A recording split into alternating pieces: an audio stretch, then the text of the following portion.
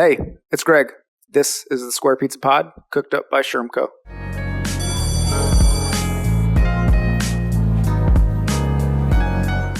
Cool. Okay, Miss Sheryl, we are live. Welcome to the Square Pizza Pod. Thank you. Really nice meeting you.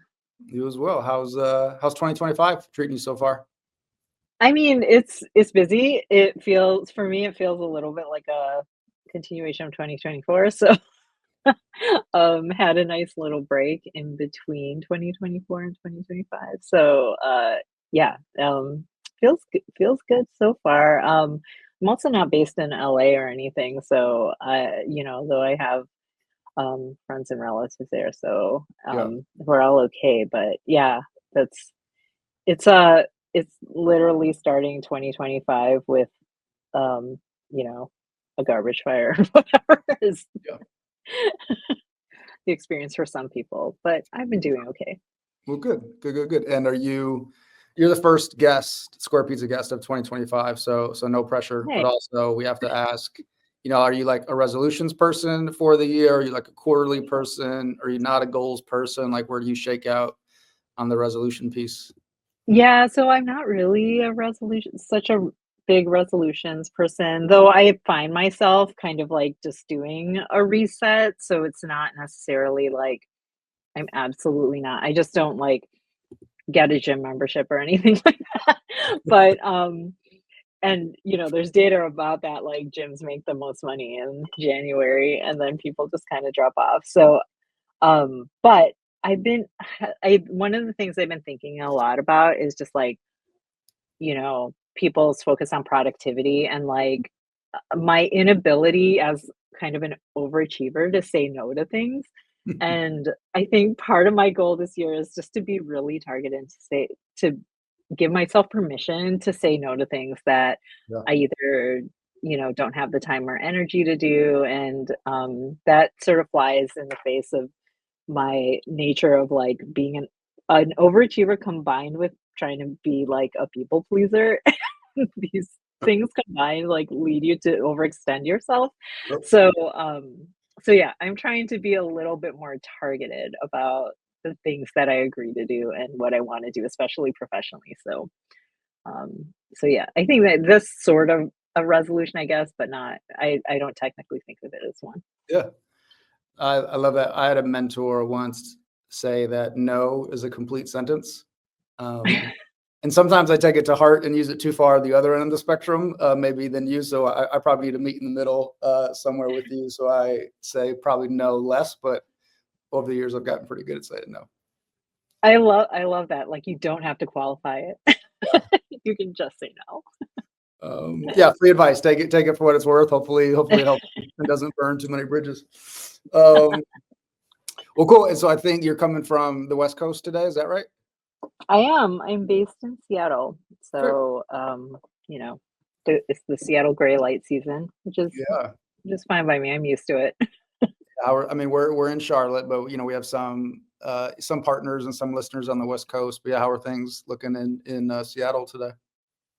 Yeah, I mean it's normal. It's kind of rainy. Mhm. It's kind of gray. But that's how it is. I mean, I grew up in the Midwest, so I'm kind of like if I don't have to scrape my car in the morning, I'm happy. So yeah, I don't mind the gray light. Okay, well, now I'm from the Midwest, so I have to ask, what part of the Midwest did you grow up in? I grew up in Chicago and Milwaukee. Oh, great. So yeah. Um, it's funny because I was talking to a client today and he's based in Minneapolis. And he told me today that the high is -4 degrees. So I was like, wow, I'm glad I don't live in that Yeah, region anymore. yeah, that's that's tough to wake up to every morning, especially if Yeah, you have a resolution to go to the gym and the high is -4. It's a tough way to wake up. yeah, exactly.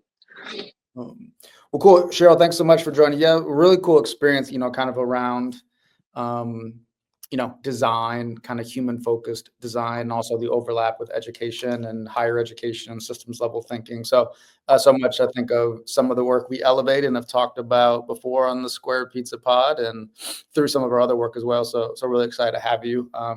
So yeah, maybe you can catch the listening audience up and maybe those watching live, maybe a friendly challenge for 60 seconds or less. You can go over a little more if you want, but curious where you want to pick up and kind of introduce yourself to our audience and talk about kind of your own journey through education and your professional ranks and kind of what got you here today.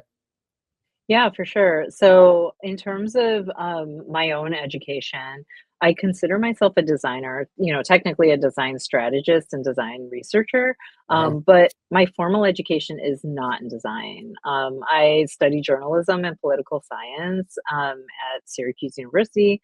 Cool. And with the help of one of my friends, I taught myself how to code. And that's how I ended up in the technology sector, working basically as a user experience designer. And for the last, I ended up working at Microsoft, and that's where my career in the tech industry began, basically more than 2 decades ago. And now I've been a design researcher and strategist for almost 15 years. And what that means is that I use design as a form of strategic thinking to basically help our clients always consider end users and end beneficiaries throughout the process of their work.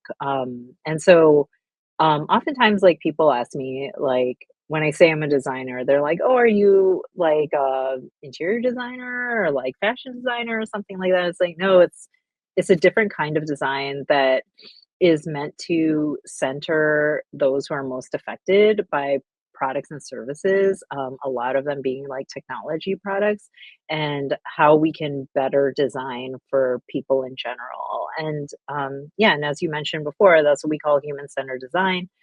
And my practice takes it further in terms of extending it to equity centered design, which means taking a more inclusive design approach and focusing on those who are typically marginalized in today's systems, Hmm. designing for and with them. And what that helps us to do is to make more equitable experiences for everyone.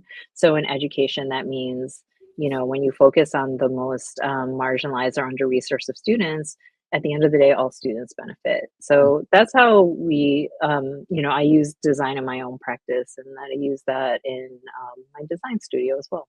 Cool. Yeah, I love that. I appreciate you breaking down. I know what that means, but I know sometimes design in the education space, to your point, can be confusing. Not interior design or like the architectural design of a school. Maybe sometimes the interior design of Yeah, it could be. a Yeah. classroom, but different, right? So curious, maybe if you could just go into examples. And so if there's a layperson out there that's not as involved in education, understand like what human-centered design looks like, could you provide a few examples to help people understand? Yeah, for sure. So when I talk about, so my studio is called Optimistic Design, Mhm. and we're focused on equity centered design and education. Um, and the purpose of our work is bringing those who are most affected by education decisions. We primarily mean students, but we also mean teachers and parents a lot of the time, into the design process for solutions such as ed tech products, curriculum, or even policy decisions. So, really centering them throughout that process so that they have a voice.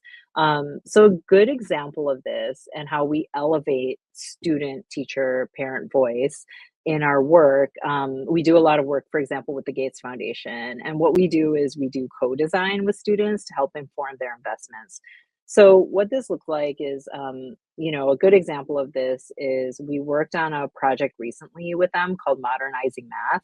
Mhm. And you can actually go to it, it's at modernizingmath.com. Cool. And it was around creating a strategy for the future of math education, Hmm.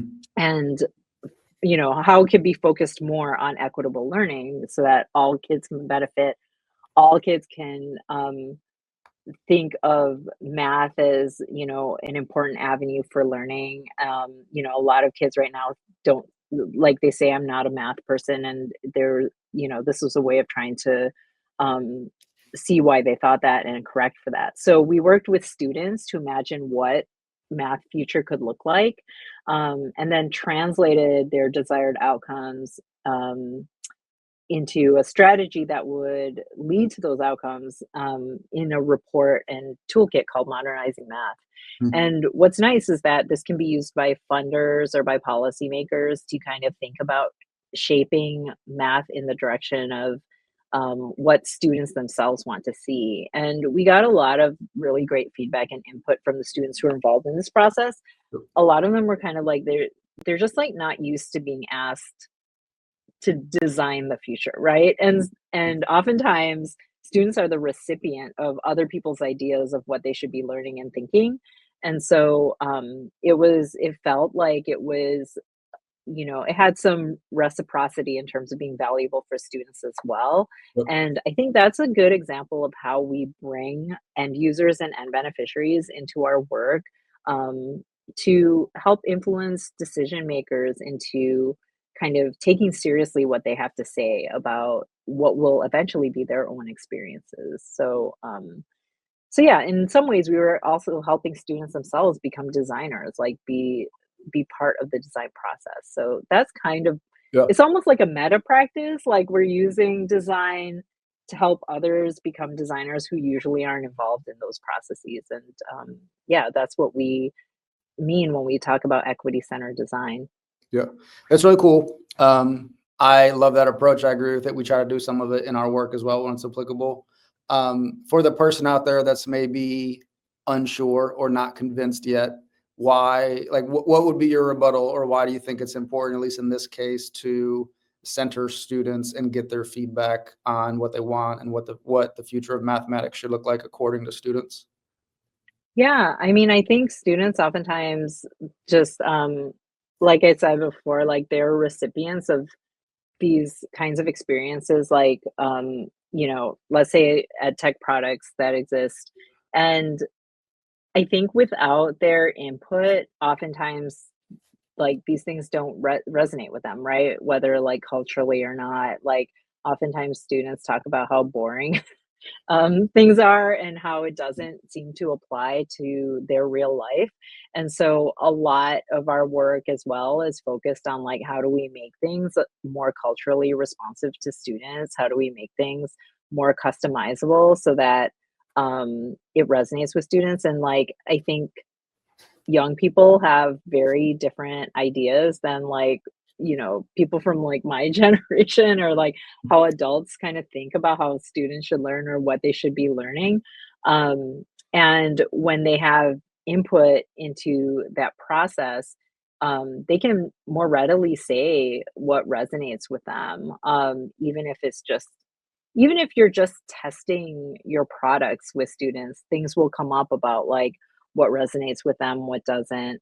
I think oftentimes, like we've worked, for example, on with courseware developers and students in higher ed, and sometimes there'll be features like, oh, here's a social feature in here where like students can talk to each other, students can kind of talk to the professor, and you might hear from students like, I'm sorry, like, why would I wanna do that within the application? Why, like, I would never use this. Mhm. And I use these other, I use these, like, other formats instead. And that way you can kind of, like, take that input and you can figure out, like, oh, so students who are working on, like, a group project together, basically, like, have a group chat. How can you kind of think about referring to those contexts within your product then, rather than trying to design a whole, like, bespoke feature on that? It actually kind of saves time and energy as well, rather than like designing something and then it goes out in the world and you start piloting it, students start using it, and then you find out there are all these flaws to the way you thought about it. Yeah. Involving them iteratively from the very beginning kind of helps alleviate some of that. And that's one of my arguments for product developers to really kind of think about essentially having like student advisors throughout the course of their work, Yep. is so that they can save, well, one, save time and energy, and they might come up with like more interesting and innovative ideas by engaging these folks who like are eventually meant to be the end users of the things that you're designing. Yeah. Yeah, I love that. I think from our end, we've been fortunate to lead a family empowerment initiative across North Carolina that really works to center the Oh, voices nice. of families. And some of the day to day or throughout the school year results, that looks like kind of events and creating opportunities and bringing resources into the school that families are asking for to support either their like financial journey as adults or their education journey to help their learners at home. And we've been fortunate to get Oh, really nice. good results and people showing up and building community. And then I think to your point, when people ask us, how are you getting so many families here? I think they want a really like robust, scientific, challenging answer. And oftentimes it's, in August, we asked them what they want and needed. And then in September, we held an event based upon what they asked and needed and requested, and they showed up. And then we did it again in October and again in November. So just to continue to center the voice, ask them what they want, give them what they want, repeat. And there's more work to it than just that. But just following some of those principles and pillars, I think, have allowed us to be really successful. But to your point, I think just centering the voice of the end user is incredibly valuable. And then like responding to the voices and insights of that user can build so many cool opportunities, I think, for everybody involved. Yeah, and I think it also, that's super interesting because, like, that sort of iterative process too, I think it kind of builds, it's like a two-way empathy too, and like, builds like a digital literacy with the folks who are involved, right? So, like, when we've worked with students and we talk about like, just like the things like the role of generative AI and how they might think about that, we did that with the Modernizing Math, project. um, Students start thinking really critically about like, well, what does it mean for who is designing generative AI, and that there isn't anyone, for example, that looks like them involved in that. Like, what are the results of that, and how do we kind of change those kinds of systems? And I think it's like oftentimes things that students are um, kind of they're sort of thinking about inherently through other things, but they aren't thinking about it explicitly. And so having those like kind of conversations, it leads them to be more reflective and thoughtful about how things like software is designed and developed, who Right. is doing it, and how they would want to see change happen. So I think of it as like it's helping them also become change agents, and have some autonomy over uh, what they think about the things that they're being pushed to kind of use and experience. Yeah, and you brought up AI. Now we were just having a conversation with one of our partners yesterday around like the schools that are embracing AI, helping staff and students understand it and work with it, and schools on the other end of the spectrum that are a little bit slower to move and or just banning it and not engaging with it at all. So Yeah. whether it's through actual partners or just like what you're seeing on a day-to-day basis, like how are you seeing schools or some of your partners adopt AI in a way that's probably connected to human-centered design? Yeah, we've been sort of using this philosophy for folks we engage with to kind of think about generative AI and kind of the role that it might play. And one thing that I really liked was there was a recent, I think it's like, what is the department called? It's like, it's a federal office, like the Department of Digital Technology, maybe, or Educational Digital Technology. And they recently had released a report about AI and the role it can play in educational products. And one of the metaphors that they used was this idea that we should intentionally take the perspective of AI being an assist rather than a replacement. So thinking about AI as, the metaphor is like more like an electric bicycle where it assists you and in, sort of enhances your strengths, versus a Roomba or like a robotic vacuum cleaner that just like replaces the human in the loop. And so they talk explicitly about like maintaining the human in the loop. So not talking about how teachers will be replaced by AI and that sort of thing, but how can we enhance the strengths of the humans who are in the system by allowing AI to assist them. And when you kind of bring that to the table as you're kind of doing co-design, people start thinking, especially those who have a lot of fear of generative AI, they start thinking about the opportunities that could be made available by Mhm. using it in the right way.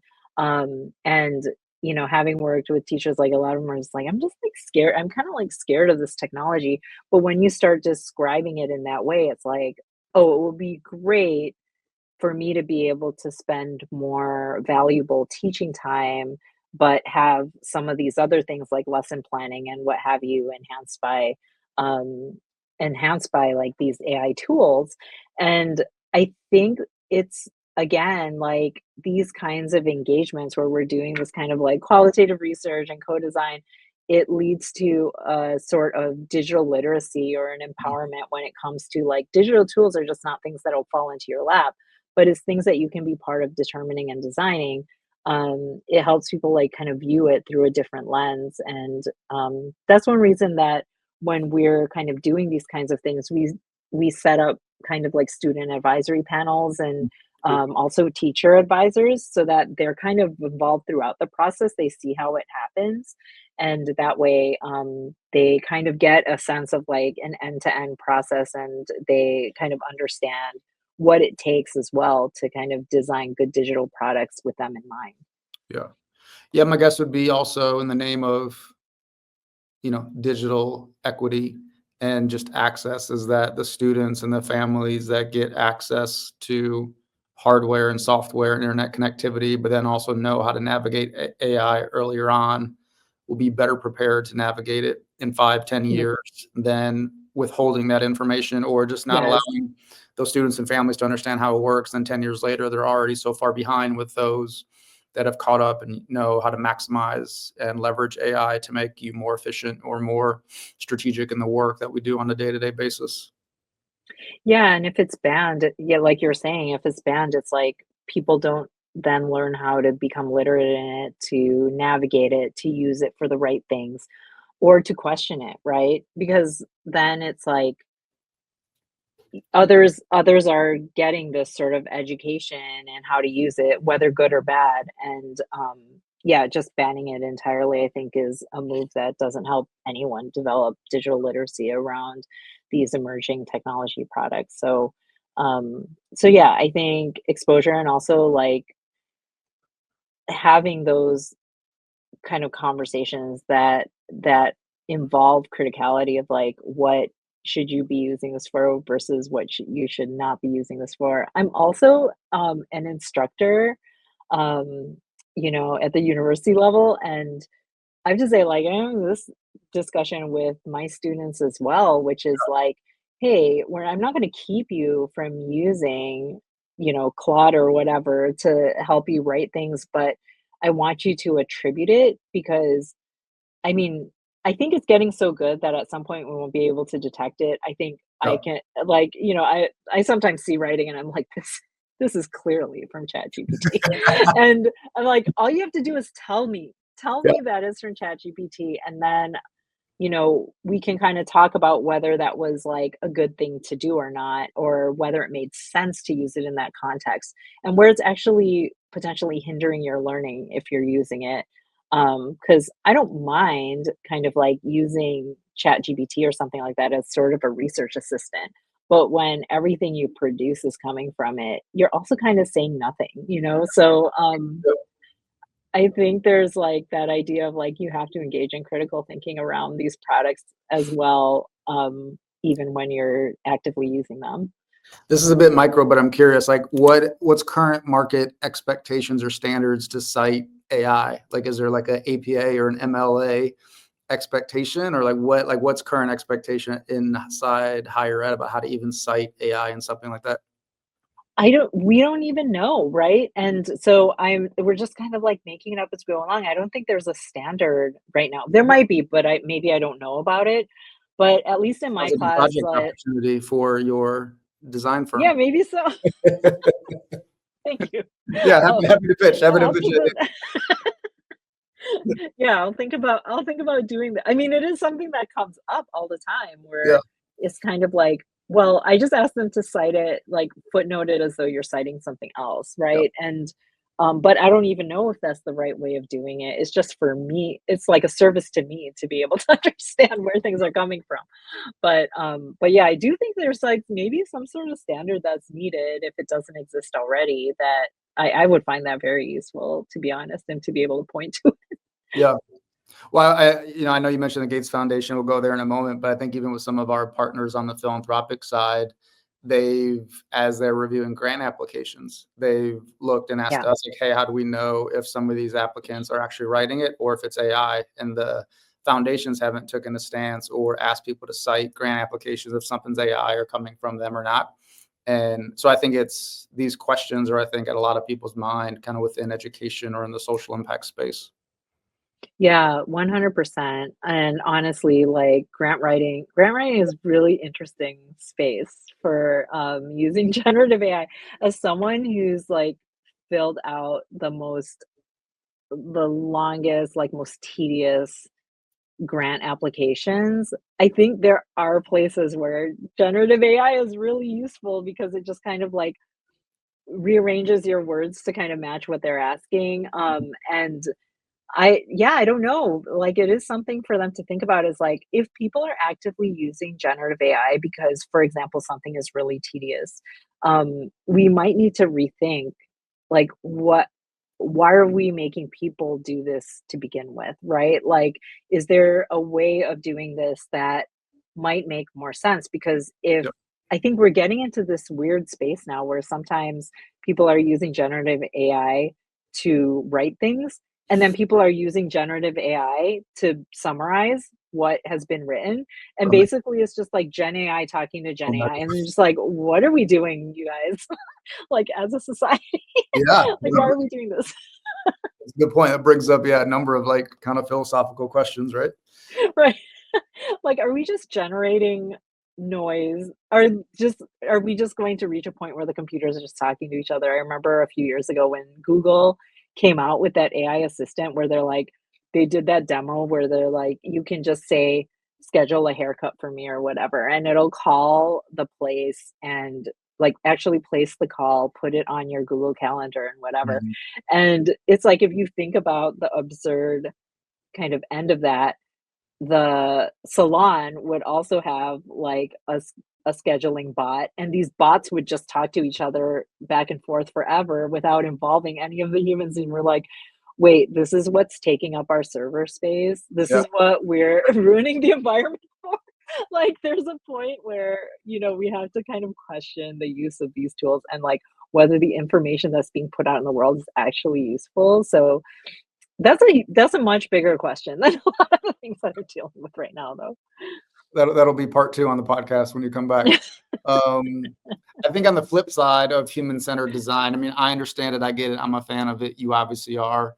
If there's somebody out there that isn't sure how to do it, or you want to caution them on like where to begin or like what hurdles to overcome, like what are some challenges you would offer to people to be aware of as they're thinking about beginning their journey on human-centered design? Yeah, a lot of, let's say, product teams or, ed tech organizations that we work with, oftentimes the biggest barrier is simply recruitment.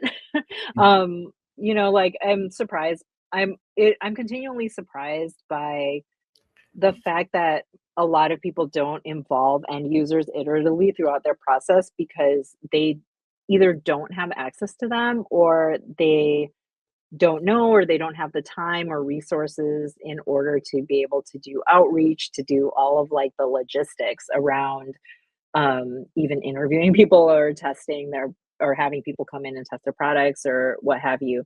And then to take this one step further, because we're an equity center and design firm, like we talk about like, yeah, you can't just go, for example, if you're a company focused on digital products and you're just like in a suburban office park, you can't just go to like the suburban school a block away from you because this might be like a really well funded, like wealthy school district with lots of resources. And you should be thinking about students who are the most marginalized. So those who might be, let's say, in rural environments where they don't have internet access, or internet access is sporadic, schools in more historically under-resourced areas where most of the students are, multilingual or are from, immigrant backgrounds, that sort of thing.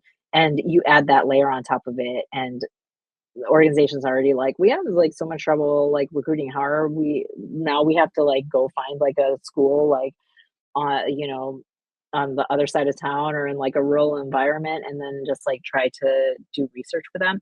And so part of what we do is we kind of ease that burden by kind of doing it the first time around. A lot of what we do is like we call it, technical assistance in human-centered design. So it's kind of like, how do we teach these organizations how to do this, set it up for them in a way that makes it easier and more accessible and that they can continue to do on their own. So that's a weirdly a huge barrier because a lot of honestly ed tech organizations have the best of intentions. Like they really want to design first in an inclusive way for students who have like the most barriers because to be honest, it's a market opportunity as well. A lot of Sure. these kinds of school districts, like, that have, like, students who are from historically under-resourced communities are some of the biggest school districts, for example, in the US, just, like, in the country. Mhm. You have LA Unified School District, you have Chicago Public Schools, like, these are areas where, like, if you're designing the right way for these students, um, you can have your products in, like, very, like, in huge school district environments. Sure. But I think it's just like these are just very practical barriers that oftentimes, at the end of the day, they're easier than people think they are. But when you haven't done it before, it feels like a big barrier. Yeah, and for me, what's coming up is like chronic absenteeism, which is a topic that a lot of our school Mhm. districts in North Carolina are talking about, particularly after COVID and the Oh, return yeah. in person with COVID. And I think some of our first questions are you talking to families about what's preventing them from coming to school or sending their kids on a consistent basis and understanding the barriers and the opportunities, right? So even, I mean, ed tech is one thing, but even at a baseline level for schools to think about how to support the reduction in chronic absenteeism and centering families and voice to create pathways and opportunities to do that, I think is an immediate opportunity, probably in many of those large Oh, school yeah. districts you already talked about. Oh, yeah, totally. And I mean, I don't want to sort of, like, overplay, from, like, our role in this sort of thing, but, like, it's really interesting working with, communities where you see things like chronic absenteeism, and you're working with students on kind of these, like, design and participatory design projects. Um, I think it's like these are the sorts of things that help them feel invested in their education, like, if they're involved in these kinds of things, they feel invested in their education, and I think yeah, it's just like one outlet for I mean, we don't do this at scale because 'cause we're like a small firm, but I think if more organizations were doing this sort of thing, especially with, students who are kind of experiencing that kind of thing in their communities, like, it it helps students feel like they have power over their own education, and I think that's an aspect that isn't necessarily trivial, especially when we're talking about marginalized student groups. Yeah, exactly. And also, you wrote a book. I did. Congrats. As somebody Yeah, who reads books but don't that hasn't written one, I know it's probably a shit ton of time and work, so kudos for getting that done. Um, yes, it was a shit ton of time and work. so it's called Closing the Loop: Systems Thinking for Designers. Love the title. Yeah, please share, a little bit about the book and kind of what people can expect to learn from checking it out. Yeah, so I mean, I've been talking a lot about human-centered design and the approach that's inherent to that. Oftentimes, it's also called design thinking, particularly in the tech sector. And as I over the years as practitioner, I started feeling like sometimes that direct approach of just like designing with the end user in mind. Now I'm almost going to like I don't mean to undo a lot of the things that I just said, but it can be kind of problematic if like you're taking this very singular lens and you're not kind of thinking about the surrounding system, ecosystem, and stakeholders, right? So you could design like a good example is you could design the most like what you think of as like the most effective ed tech product in the world. Like maybe you design like a digital tutoring program or something that has like incredible efficacy. And but if you're not thinking about sort of the environmental factors of like how, for example, schools and districts and administrations and policymakers make decisions, um, your product could just go nowhere potentially. And I think an antidote to that is to use systems thinking as an approach to make sure you understand kind of like the surrounding system stakeholders, even as you're doing something like designing digital products. So the book is really aimed at people who are kind of in the role of designing products and solutions for people. And what do you need to understand the surrounding system? And education, not the only sort of complex domain. There are others like healthcare, civic design, like all of these spaces where you kind of need to understand the surrounding ecosystem in order to make better decisions. And sometimes that leads to things that feel more like incremental change.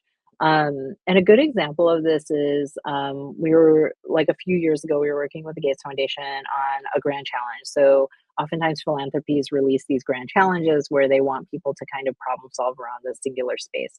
And the space was around improving Algebra 1 access and outcomes, right? Particularly, as I mentioned before, those who come from marginalized groups, we call them priority students because Algebra 1 is oftentimes the gatekeeper that keeps them from eventually studying STEM. If you're not in many states, if you're not exposed to Algebra 1 by 8th grade, you're in no way going to be able to study STEM in college because you're already on a pathway that is leading more towards like a remedial math kind of like path. And um, I think, a lot of times, um, philanthropies like the Gates Foundation, they are focused on like what is the role that digital products can play here, what is the role technology can play here, Mm. and we look at it through that lens, but also kind of doing the research where we're kind of talking to students and families, teachers, and administrators. We were finding kind of these other areas where change could be made more effective. So it could be increasing like the support systems, it could be rethinking assessments. And so when the Gates Foundation went out with the Grand Challenge, it's called Balance the Equation. And you can see it on the Gates Foundation site today. There were different areas where there could be more that combined could create an effective pathway to improving student outcomes. Mm. And, some of those things were changing curriculum and math language so that it's more accessible to a greater variety of students and more inclusive, right? Others were kind of increasing like the support system around students who are particularly struggling in math. Another was kind of rethinking math assessments.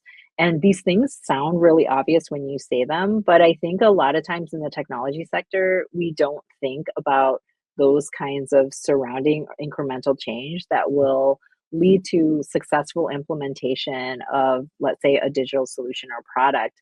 And so these things combined can be really powerful, even though they sound really boring and obvious.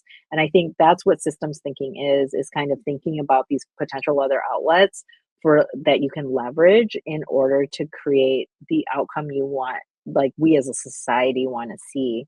And what that means is like really involving a lot of diverse stakeholders in your work and decision making. You don't do anything in a vacuum. Almost everything we do involves people who are systems experts in the space and, of course, end users and beneficiaries like students, teachers, administrators. We involve funders, we involve policymakers. So it's this kind of interesting mix of people who have impact on the space in different ways. Some are the decision makers, some are those who are most affected.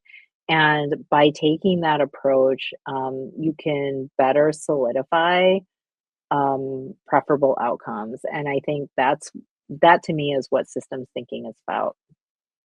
I love that. Yeah, thank you for sharing. Let's get you out on a few hopefully fun and rapid fire questions.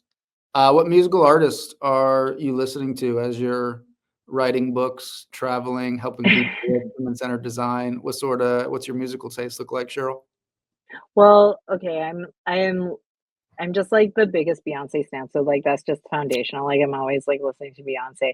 But lately it's been really interesting. Like one of my kids has been getting into the music that I basically grew up listening to, like, he's been listening to a lot of Lauryn Hill, and I'm just like, "Oh my gosh, 90s R&B, like, you just, like, cannot compete with that for me." And Amen. so, yeah, just, like, a lot of Lauryn Hill, like, we've been listening to, like, TLC, a Doing lot something of just, right as like a parent then. Good job. Yeah, good job. it wasn't me though. It was, like, funny because, like, he almost, like, just somebody else told him about it or discovered it on his own, and he was playing it in the car, and I was like, "What do you know about Lauryn Hill?" Um, and so, yeah, it's like, oh, this is, like, so nostalgic for me, so it's, like, really nice to be able to, like, listen to that with my kid. Good. What's one thing our listening audience can do to support you or your team at the design studio? Yeah, I mean, I would love for folks to take a look at the Modernizing Math project, just Yep, modernizingmath.com. yep. See if it resonates with you. And also, I'd love for if folks in education read my book, reach out and let me know what they think about it and like if there are ideas there that resonate with you. But we're really kind of like an idea sharing practice. And so I would love to see what people are learning and what we could learn from others as well. So that's the best way you could support me in my work. And when you think about square pizza, what does square pizza remind you of? Um, I think, I mean, I was thinking literally about Square Pizza. It reminds me of Detroit. Yeah. But, I do you mean, like, what does this podcast remind me of? Or do you like, what does pizza remind My job is to ask the questions. Your job is to answer. You can take it wherever you want.